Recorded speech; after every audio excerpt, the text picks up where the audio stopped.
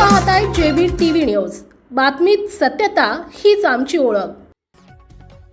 नगरसेविका किरण राकेश कुलेवार यांची गटनेतेपदी निवड तर भगवान अप्पा गवळी यांची प्रतोदपदी नियुक्ती।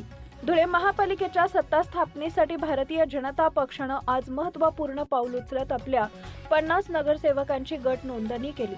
गटनेतेपदी प्रभाग क्रमांक 10 मधून सलग दुसऱ्यांदा विजयी झालेल्या नगरसेविका किरण राकेश कुलेवार यांची एकमतानं गटनेतेपदी निवड तर भगवान अप्पा गवळी यांची प्रतोदपदी नियुक्ती।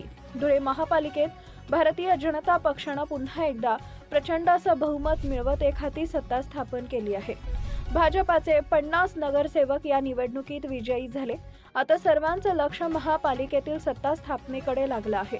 यासाठी आज नाशिक विभागीय आयुक्तांकडे भारतीय जनता पक्षाच्या नवनिर्वाचित नगरसेवकांची गट नोंदणी प्रक्रिया पूर्ण करण्यात आली आहे। तसेच महापालिकेतील गटनेतेपदी एकमतानं किरण राकेश कुलेवार यांची निवड करण्यात आली। किरण कुलेवार या माजी स्थायी समिती सभापती देखील आहेत।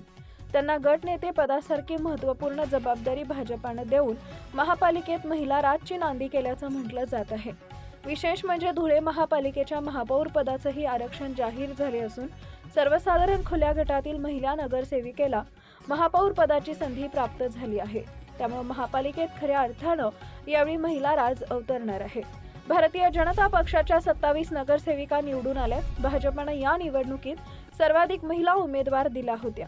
त्यांनी सर्वात जास्त नगरसेविका देखील भाजपच्याच निवडून आल्या। त्यामुळे पक्षानं गटनेते पदासारखी महत्त्वाची जबाबदारी एका महिला नगरसेविकेवर सोपवल्यानं एक चांगला संदेश या निमित्तानं धुळे शहरात गेला आहे।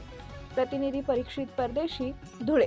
आपल्या परिसरातील महत्त्वाच्या बातम्या पाहण्यासाठी आजच आमच्या जेबी टीव्ही न्यूज चॅनलला YouTube वर सबस्क्राइब करा आणि बेल आयकॉन प्रेस करा।